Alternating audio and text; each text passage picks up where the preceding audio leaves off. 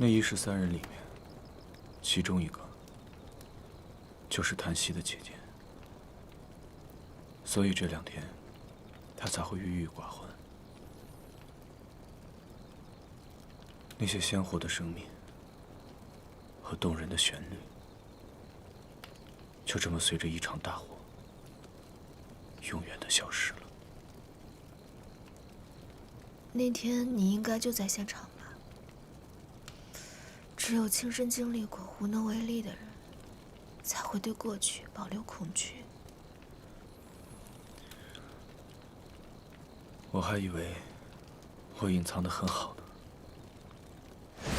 千万不能进去！火势太大了，千万不能进去！陆公，火场这么危险，你怎么亲自来了？上京乐坊起火，我自然要来。现在什么情况？听乐坊店家说，还有13个人没有救出来。陆公，你千万不能进去啊！只是一些平民乐人而已，你可千万不能进去啊！陆公。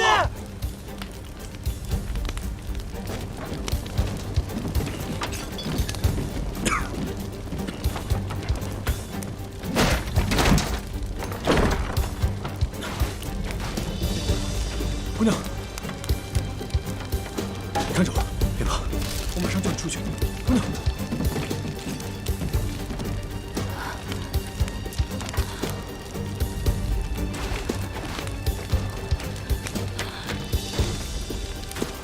书记，快来帮忙！乐军，乐军！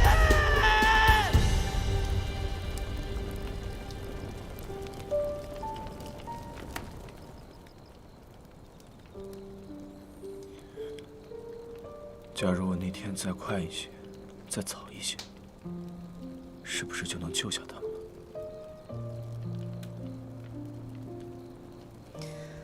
在我的家乡有个传说，人死后会化成天上的星星，保护自己最重要的人，给活着的人照亮夜路。那一片星光，便是希望，是我的，也是他们的。纵千万人，吾往矣。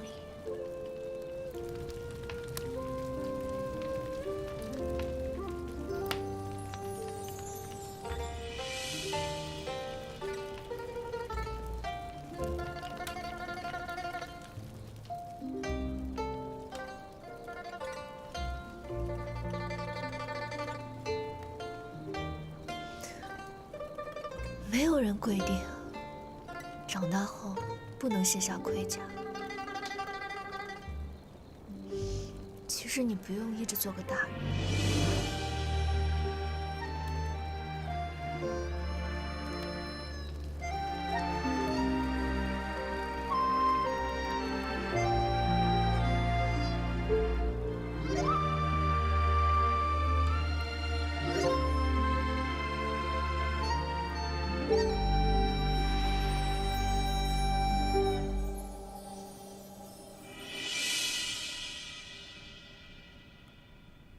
李姐姐和陆郎君怎么还不回来？他们去哪儿了？最近总是神神秘秘的。一定是去幽会了。年年的性格我知道，在没定情之前都不能让其他人知道。啊。哎，那怎么有火啊？走，去看看。哦。姐姐，今日又是你的忌日，可我还是不能去祭拜你。待到上元节后，我们平民乐人也有入教坊的资格了。我一定光明正大的去祭拜你。平民乐人，檀溪。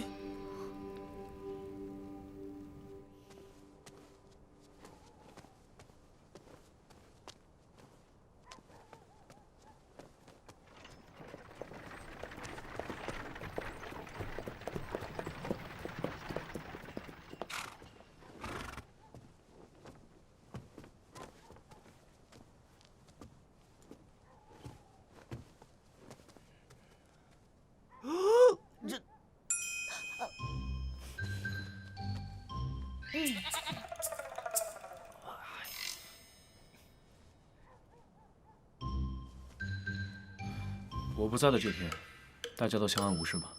郎君，您可得有心理准备啊！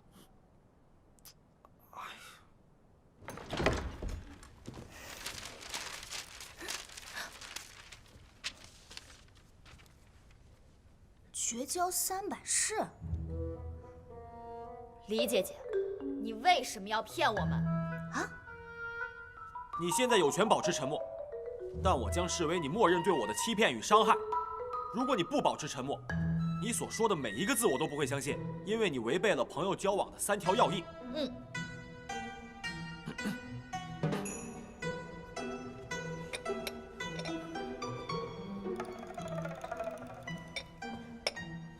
一诚，做朋友要坦诚相待。你暗中帮助平民越人进入教坊，试图帮他们脱困，但你对我的不坦诚，让我在你的身边像是一个只会吃喝玩乐的傻纨绔。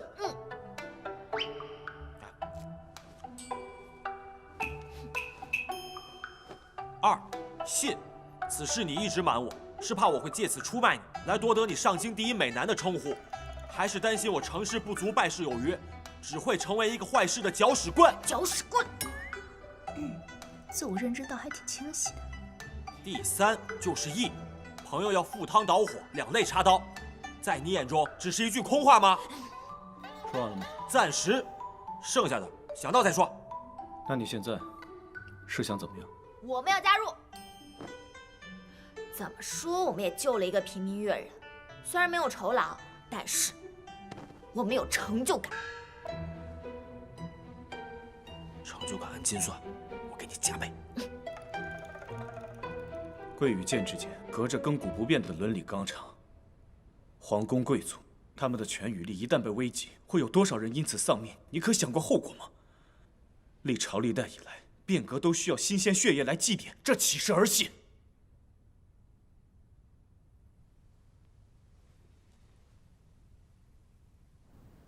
心儿，我觉得年年说的对。事关凶险，我不想你去冒险，可我也不能让年年一个人孤军奋战，所以，我一人足矣。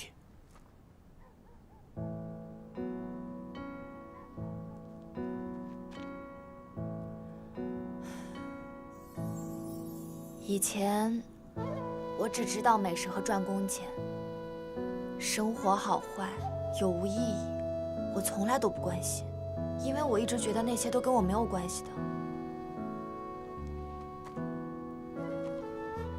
但是经过上次救人之后，我才发现，原来人与人之间真的是不平等的。可是那个时候我又不知道该怎么办。不过还好啊，现在陆郎君和李姐姐给我们指了一条明路，我们为什么不去做呢？檀溪她们是我的好姐妹，不论平民还是官户，我都想和大家一起。可事关凶险，你难道不怕吗？我怕呀，可是我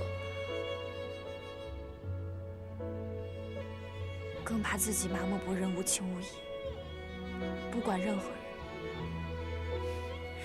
你知道吗？其实我一直特别羡慕李姐姐，她热情勇敢，好像什么困难都难不倒她。所以这次我要和大家一起守护教坊的姐妹，守护天下所有越人。好，我们一起守护。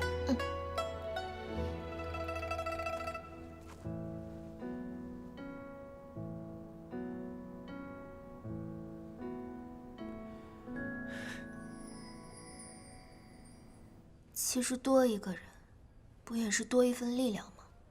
但同时也多一份危险。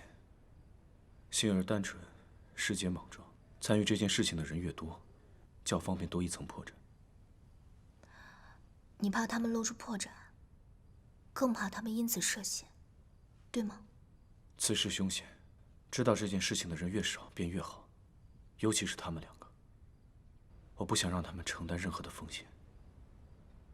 如今已经知道了，姐先看着吧。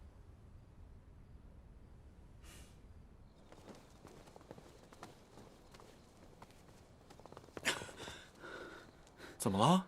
府里发生什么事了？郎君，您可回来了！老爷突发疾病，十分严重。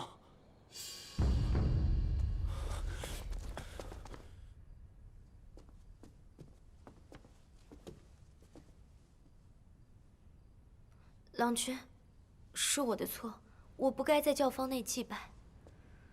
上元将至，我们所谋划之事，不仅关系了生者的命运，还关系着你姐姐跟其他越人的死因。我知道你心有思念，更有担心。死因？他们不是意外被大虎吞噬的吗？是。可按照那个越方掌柜所说，我去救人的那扇大门，平常都是敞开着的，可唯独大火燃起之时，那扇门却被上锁，而且在门外还有木棍将门死死抵住。难道是有人故意而为之？你们有什么线索吗？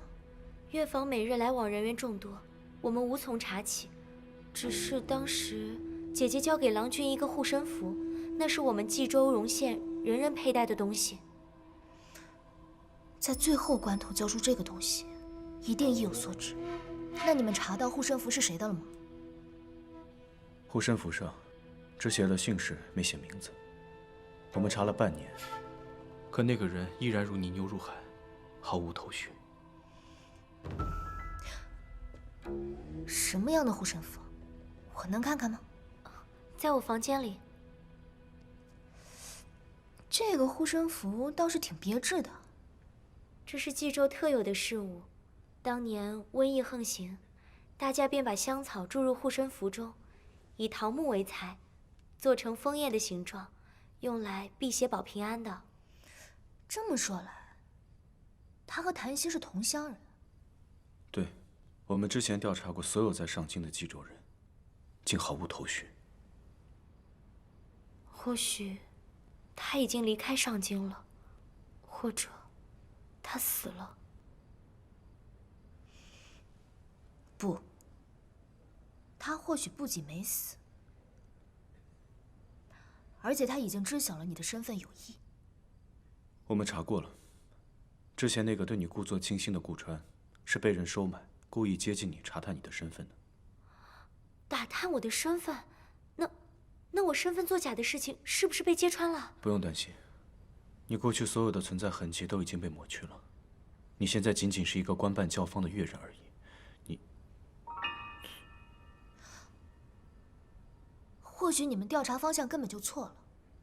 你们先入为主的以为冀州同乡皆是平民，所以你们在调查了所有平民之后，还是没有任何线索。没错，如果他跟谭熙一样改头换面成了官户的身份，那我们之前一切的调查根本都是徒劳之功。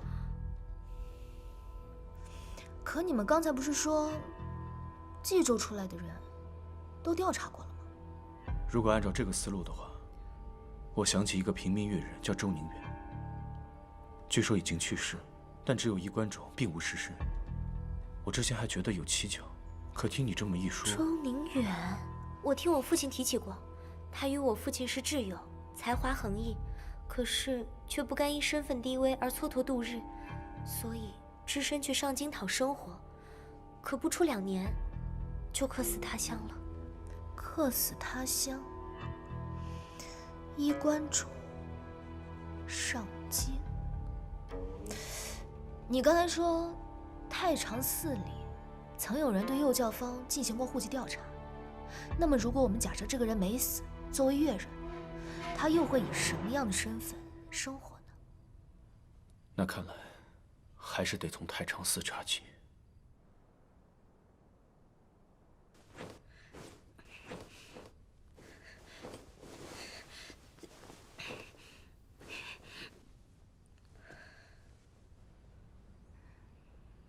你是在模拟击鼓吗？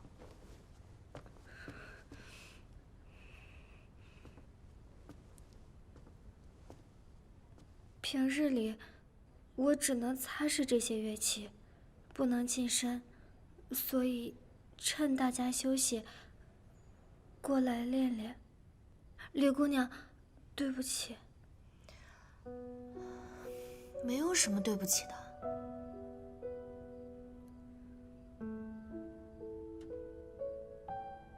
从前的我，以为做自己热爱的工作是件很稀松平常的事情。直到今日，我才知晓，原来有的人会因此付出生命的代价。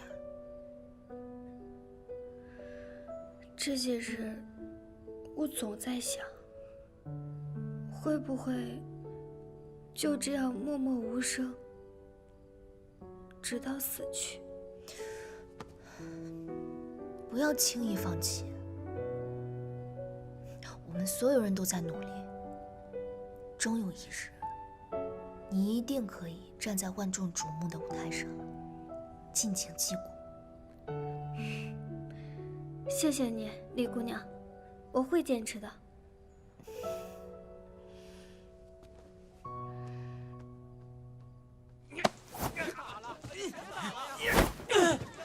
围攻规定，训练师各教坊轮流使用。你们站着不走，我们怎么练？是林县的教坊拖大了时间，所以我们才延长了2个时辰。怎么着啊？你不去找他们理论，找我们干嘛？当我们是软柿子好欺负是不是？你强词夺理！我告诉你，我们夺不了魁，我回你10万！我呸！就你们这样欺软怕硬的货，也就只配拿个墨名。放屁！谁来了？一人言行，关系国家荣辱。上元在即，你们却为了区区一点小事，在邻国使臣面前大打出手。我圣朝教坊的脸，算是让你们给我丢尽了。魏公，这个事儿并不怪我，我也只是尽副使的本分，为教坊争取训练时间而已。你这是什么本分？你这本分，我们的人去哪里？那是你们的事儿，与我何干？住口！枉你们还都是来自西南一带，闹成这个样子，成何体统？魏公，何事？你说。刚刚宫里传来口谕，有人参您治下不严，圣人对此事颇为恼火，要您明日一早入宫禀明此事。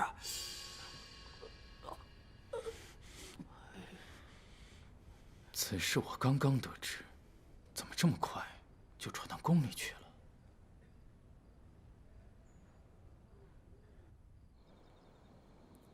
下去吧。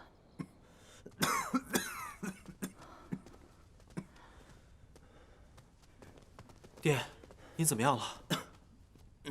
杰儿来了，还是咳嗽不止，难以安寝。这银耳猪肺汤最是生津止渴，您喝一口。医官说了，你爹的病症在于内虚损耗，脏腑之气伤而难复，不是喝什么汤就行的。杰儿的孝心最是难得。来，一直都是这样。再去请医官。不必了，坐下。我已经派人去请了一位宫廷隐退的医官，在城外十里坡。明日一早，我们便启程前往。好，那我也陪爹去。爹，我们一家人都在。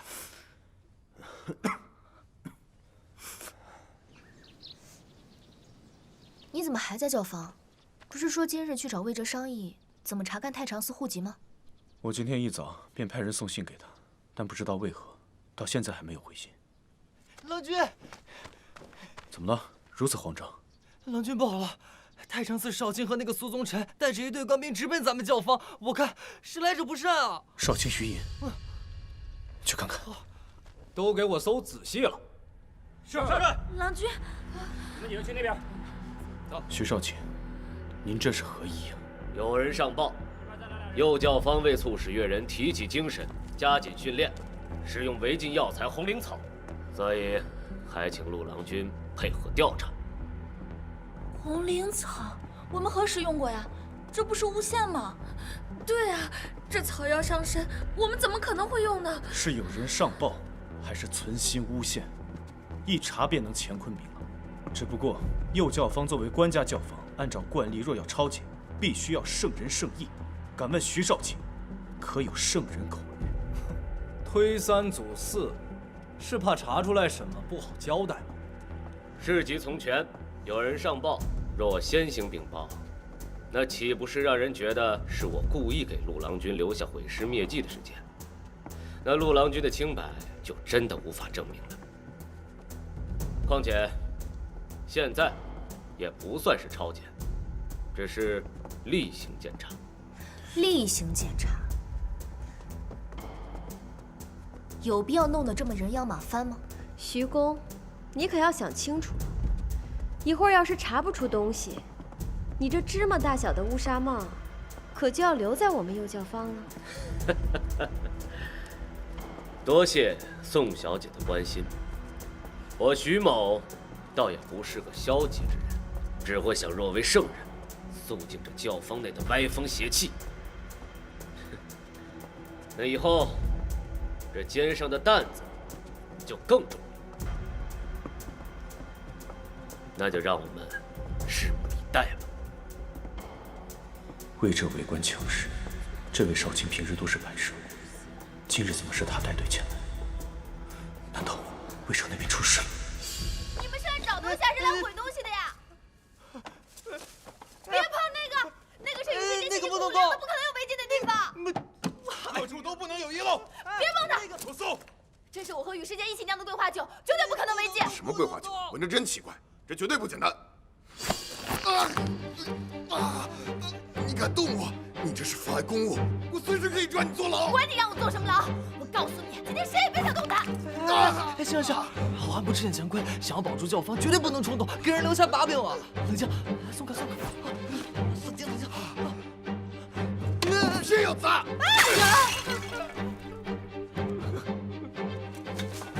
别打了，别动了！怎么办呀？不知道啊。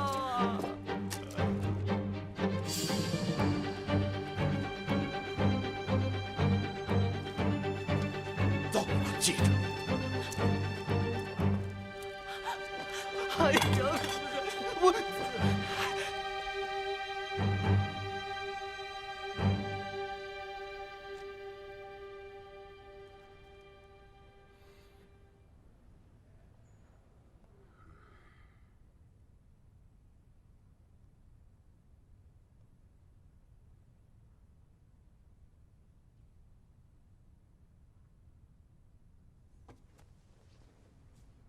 不错，这味料中确实有红灵草的成分。你说有就有，可有什么凭证？老夫行医数十载，可谓尝百草10万物。这味料中以云灵子为主，云灵子产生在西南边陲，有温补祛湿之效。因为香味浓烈，所以才能掩盖红灵草的味道。但仔细观察，还是能闻出红灵草的苦涩之气。云灵子见水则溶，而红灵草只溶于高温。诸位若是不信，大可一试。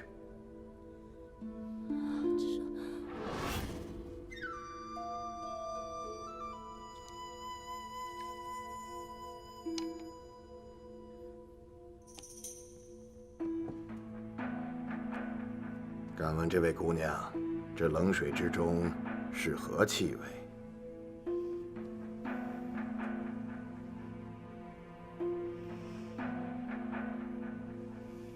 微微苦涩。那热水之中呢？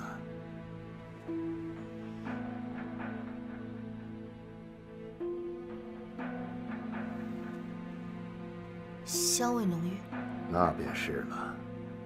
骆景年，你还有何话可说？上报、搜查、衣冠，一切如演练般天衣无缝，我陆某无话可说。景年兄，意思是有人故意布局害你？苏兄心知肚明。为了赢得上元魁首，你还真是煞费苦心，做得如此缜密。若不是衣冠经验丰富，险些就被你蒙混过关了。这跟陆郎君没有关系，是羽世间买回来想给大家做药膳的补品的，他一定是被骗了。攀咬教坊使之子，不要再做无谓的辩解了。徐公，如今证据确凿，您打算怎么处置？陆景年，身为幼教坊掌舵之人，不择手段，知法犯法。来人，将他带往太常寺，等待审问。是。不行，谁都不许动他！我看谁敢动我家郎君！对，宗师，你们还真以为法不责众是不是？哼，景年兄果然是风流才子，掉脑袋的事情，都有这么多姑娘要抢着去帮你送命。不过这次谁也保不了你。我陆某问心无愧，何怕人查？沈金，星儿，让开！郎君，让开！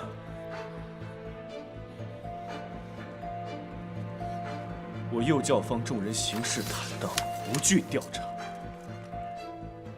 诸位不用担心，我不会有事的。上元节在即，大家好好待在教坊，不要耽误了练习。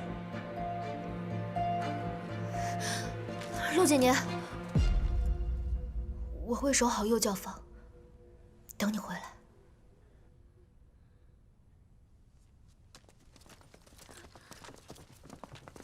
哼！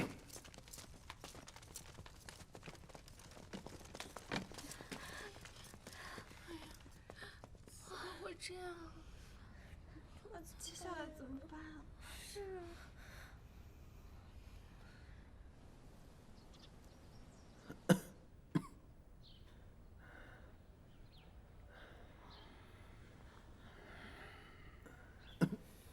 医官，我父亲到底如何了？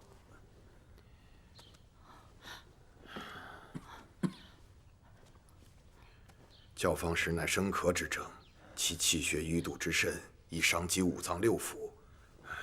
除服药外，还需老夫每日为他针灸放血，将淤堵气血调理顺畅。好，您开药方，我亲自去见。好，稍等。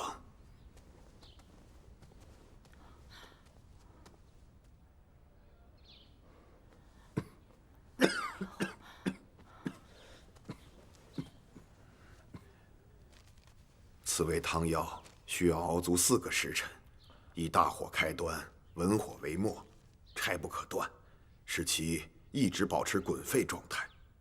半个时辰添水1次，直到熬成1碗，不多不少即可。好，我记下了，多谢医官。哎，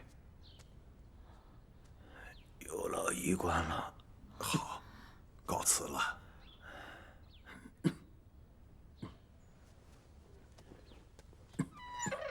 姐儿，岳父没事，你事情繁忙，就先回去吧。这里有你母亲即可。父亲，从前我多胡闹，总以为尽孝的日子还在后头。可您真的病倒了，我才感觉到害怕。子欲养而亲不在。父亲，您先休息。我去煎药。好。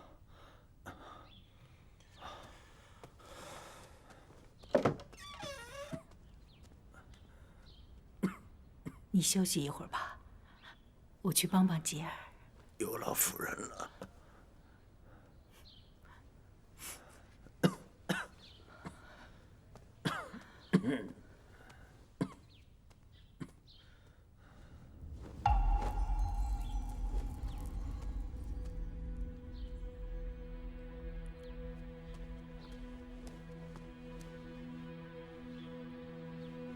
如何了？一切尽在掌握之中。陆景年已被关在太常寺。告诉苏宗臣，机会只有一次。一旦死灰复燃，燎原之事便不可当。小的明白，小的只怕，咱家郎君如果知道这件事是您利用了他，怕。菊儿是个好孩子呀。若不是生死危机，我也不想将他牵涉其中。切记，绝不可让他知晓。那商贩要处理得干净一点。老爷放心，他绝对没有机会开口。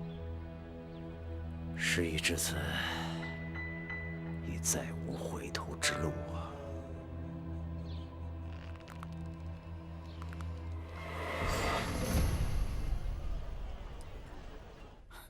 你是说，陆郎君因为使用违禁药材，被带到太常寺关押了？是啊，我出去买东西，街上的人都在说这件事。他为人坦荡，绝不会，也不屑于做这样的事情。可君主相信他也无用啊，人已经被带走了。听说不许任何人探视。看来，是查他的那个人开始动手了。珠儿，帮我换衣服。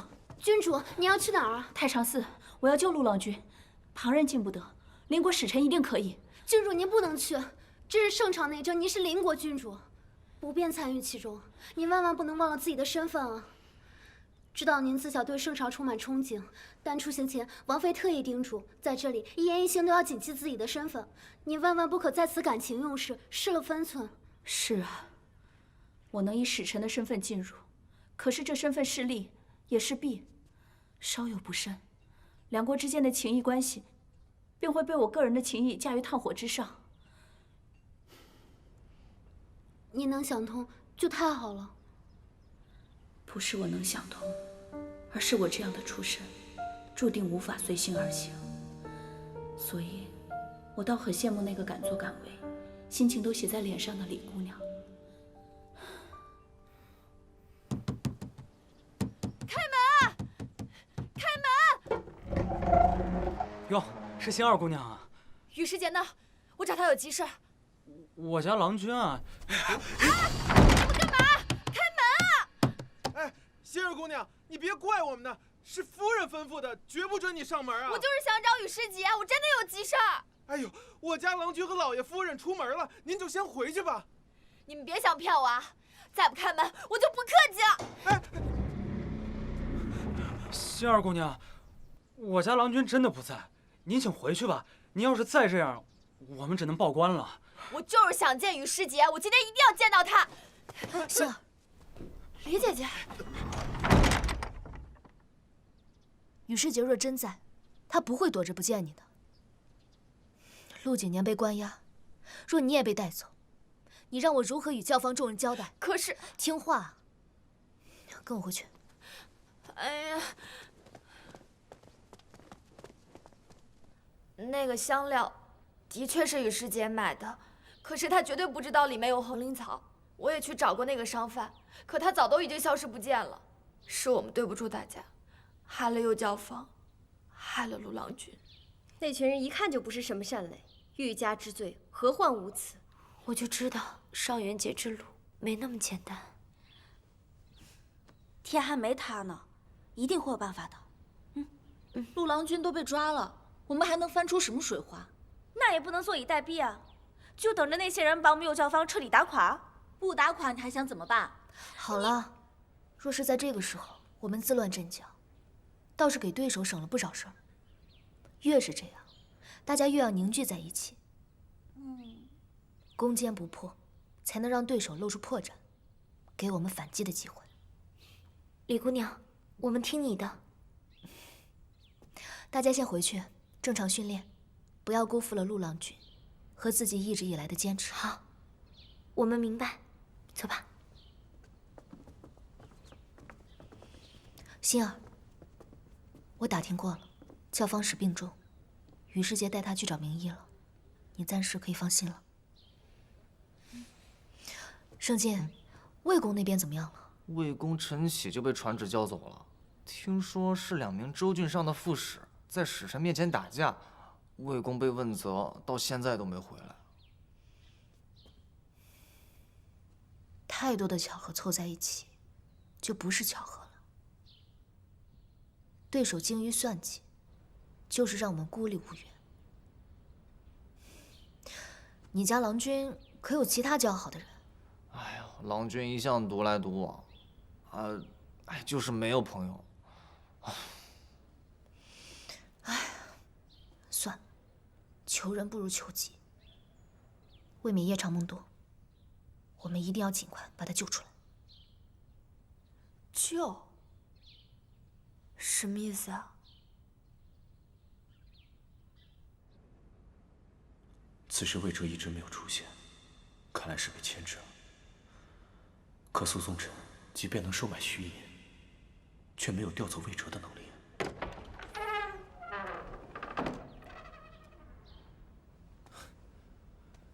如此陋室，叫人怎么待得住啊？哎，真是委屈景年兄了。只要人心不丑陋，又何惧陋室？景年兄就是这样，从小到大，事事皆不让步，所以才落得如此地步。占了上风又如何？得罪人太多了。这其中，也一定包括宗臣兄吧？我怕景年兄在此寂寥，我来此以水代酒，陪你小酌一杯。我这里只有一个杯子。无妨，我带了。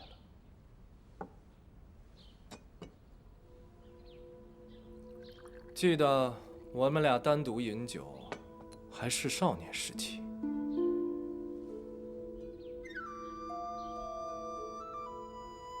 承蒙不弃，当年宗臣兄还视我为友。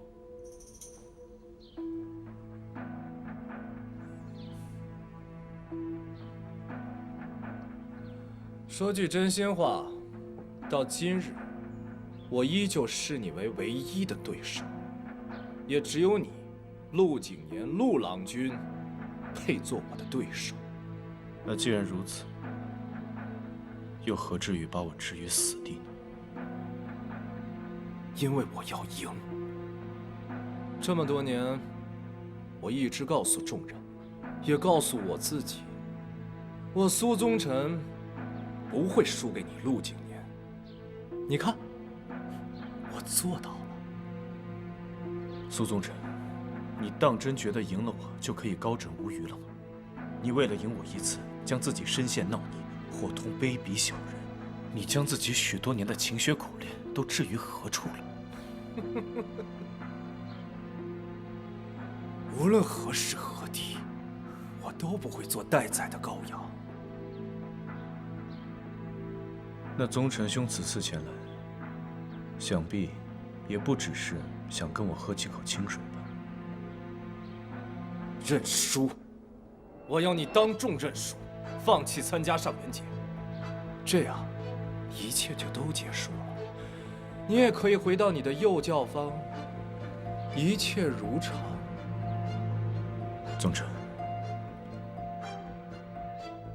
有些人穷其一生，活的是输赢，而我活的是对错。